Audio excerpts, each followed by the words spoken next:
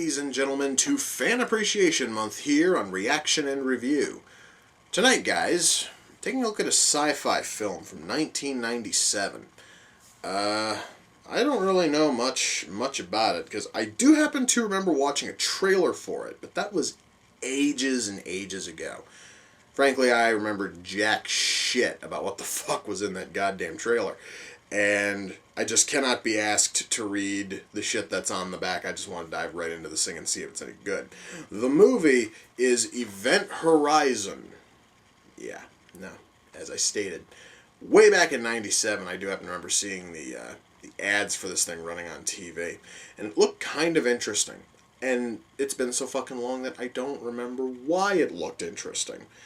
So, god damn it, at least my interest was piqued back in 97, but it wasn't piqued enough for me to fucking watch it. So, who knows, this thing might actually shock me. This thing could very, very well be, good, and then I'm going to be kicking myself for having not watched it way back then. But hey, it could also very easily just suck fucking balls. But I'm thinking positively here. I kind of want to like this one. So, without further ado, it's time to kick back, relax, and check out Event Horizon.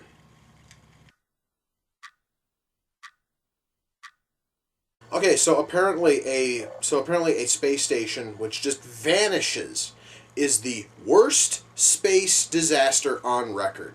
How the fuck do we know that it's actually a disaster? The station just vanished.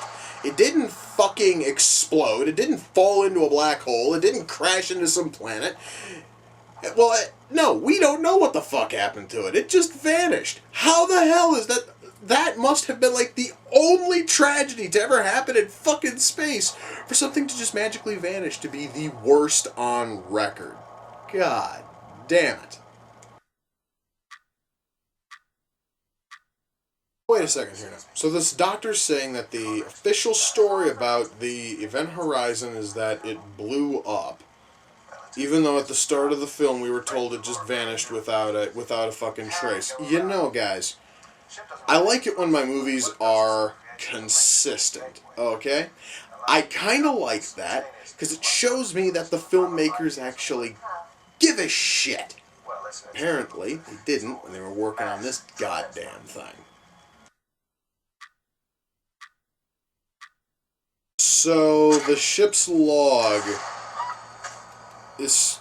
Okay, never mind. I was going to make a snarky joke about the ship's log being fucking left on a really shitty-looking DVD-R, but all of a sudden now I have a rather cool-looking corpse just floating there. Wow. That really is a fucked-up-looking corpse, dude. So, Dr. Weir is going to say that it's perfectly safe to have a homemade black hole in the middle of your fucking ship, even though it may or may not have led to the possible death, or the possible future death of a fucking crewmate. Yeah, it's totally safe, Doctor.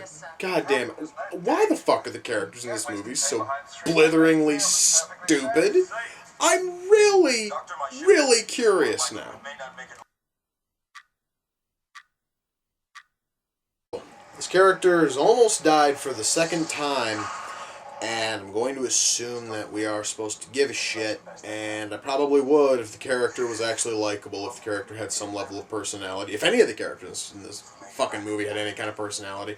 Perhaps maybe if he didn't bring it all upon himself with his just absolute stupidity, maybe I would be willing to give a shit, but I just can't bring myself to care.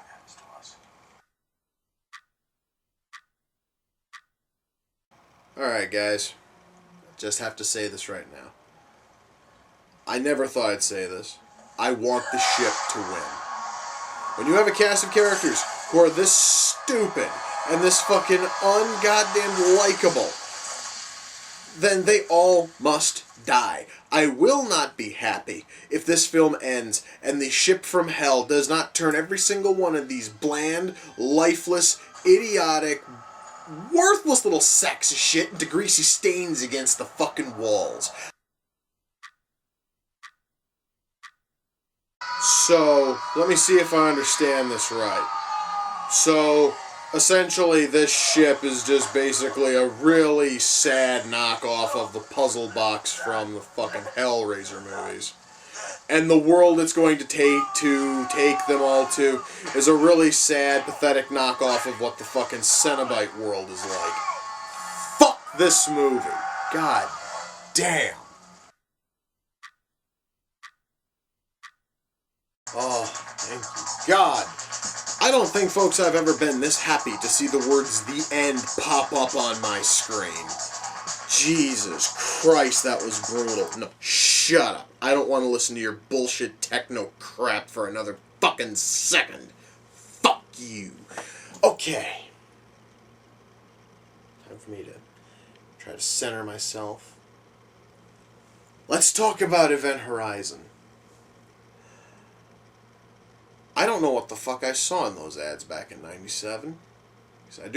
Because as I stated earlier, I do remember watching ads for this thing way back in '97, and I remember those ads looking kind of promising. Now, after watching it, I don't know what the fuck I saw in those goddamned ads. I have no fucking clue.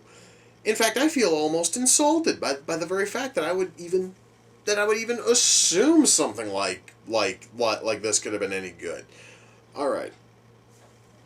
Let me try to start with the writing. I'm going to start with the writing. Writing's the biggest criminal feature in this whole fucking thing.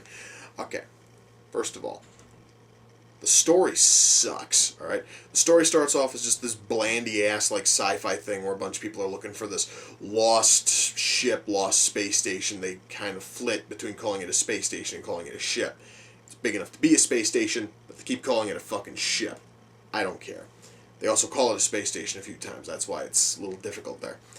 You know, and then it suddenly turns into this, like, horror thing where people are having all of these hallucinations of people who they have failed in the past and all this other stupid happy horse shit. And by the time it's all said and done, it turns very quickly into this knockoff of fucking Hellraiser. And I'm going to tell you, if you want to see Hellraiser in space, Hellraiser Bloodline did a perfectly good job of showing you what it would be like, and Hellraiser Bloodline's a hell of a lot better than this fucking thing could ever even imagine. And Hellraiser Bloodline didn't have the joy of having such big name stars as Lawrence Fishburne and Sam Neill in the cast. No, Hellraiser Bloodline was able to be good with strong writing.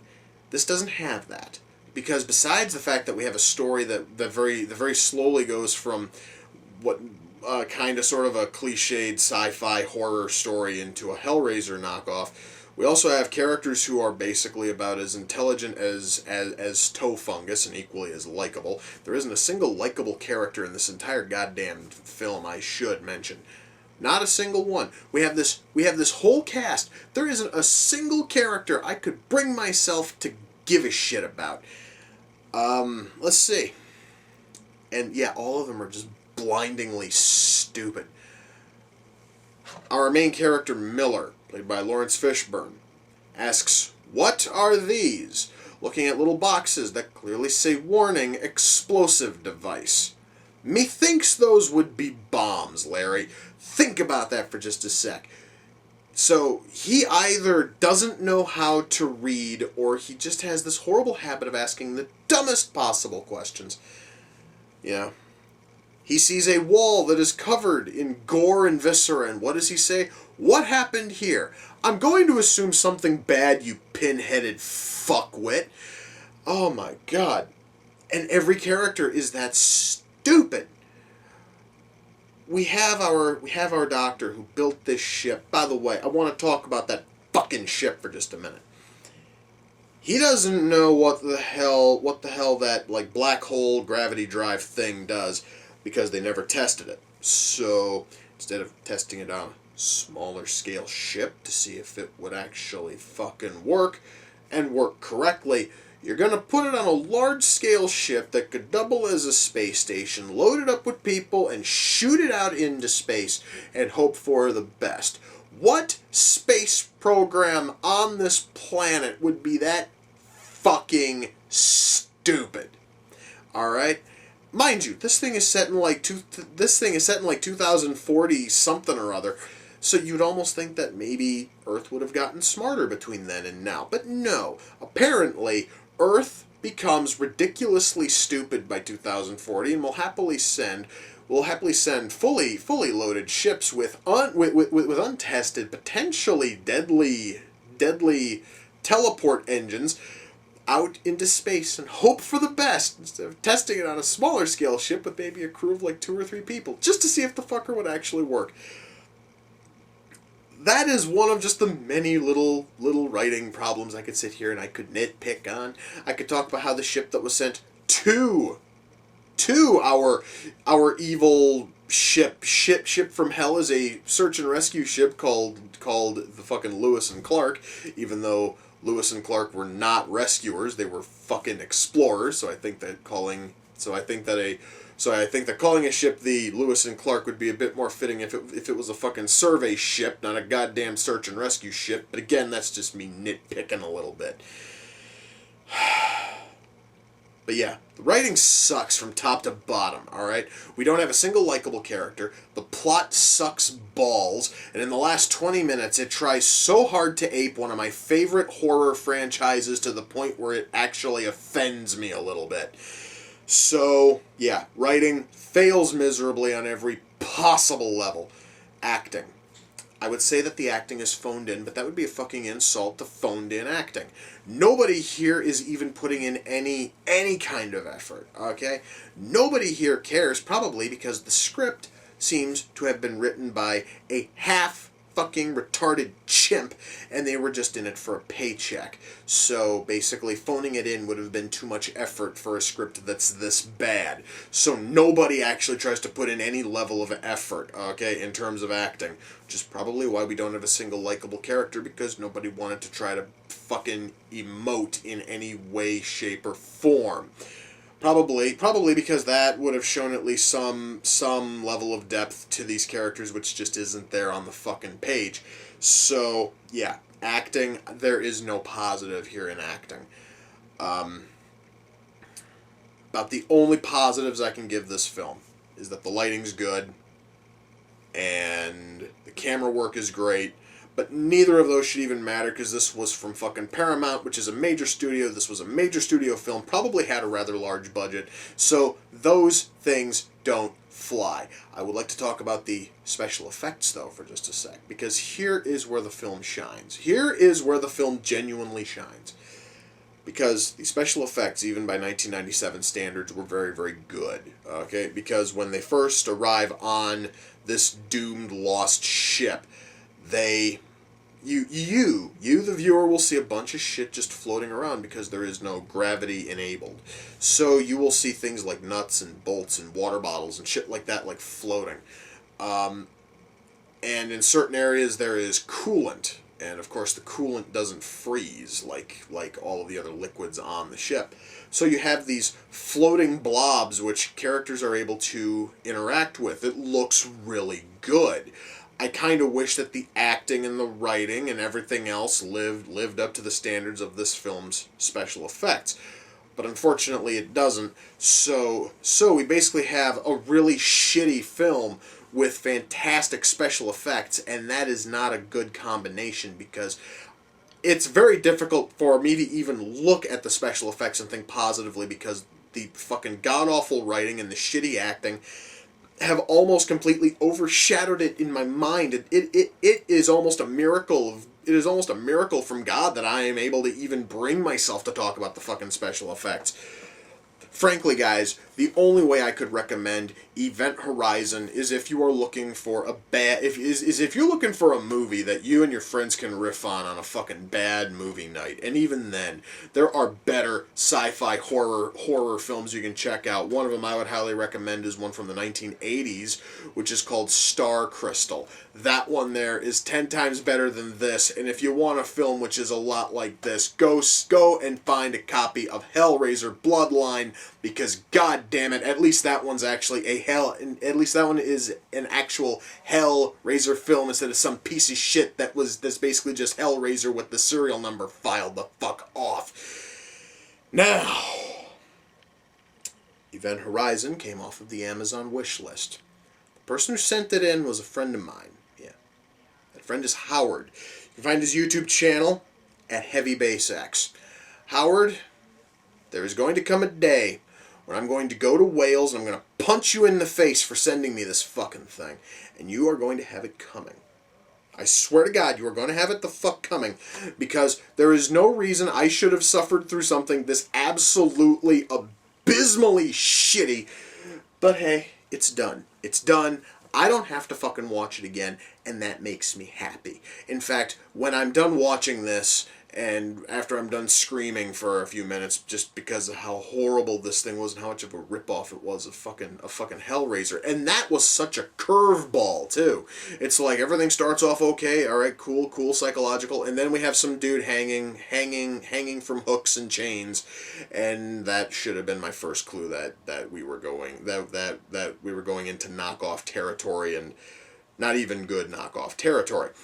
But oh my God, guys. No, you don't want to watch this fucking movie. It's not good. It is the only way I could possibly recommend it outside of a bad movie night for you and your buddies is if you're looking for something that shows how good special effects could look in 1997 without it being the like Star Wars reimaginings, okay? Really, this is sort of it in terms of high-end special effects from 1997. It's really just a fucking crying shame that the movie itself is such an unwatchably horrific sack of shit. And with that, folks, we come to the close of another reaction and review. Until next time, ladies and gentlemen. Oh, wait. Before I finish. Yes, we have reached the halfway point of Fan Appreciation Month. And as I stated at the start of this month, the next 4 episodes are things that you guys have not only sent in, which is part of Fan Appreciation Month, but it's also stuff that a lot of you guys have been requesting constantly. So you are going to get your wishes granted when I cover the next 4 movies, because I know for a fact you guys are going to love them. So I sort of thought I'd throw in that to sort of give you guys a little bit of a preview. So with that, we come to the close of another reaction and review. Until next time, ladies and gentlemen, take care, and I will see you all in the near future. Peace.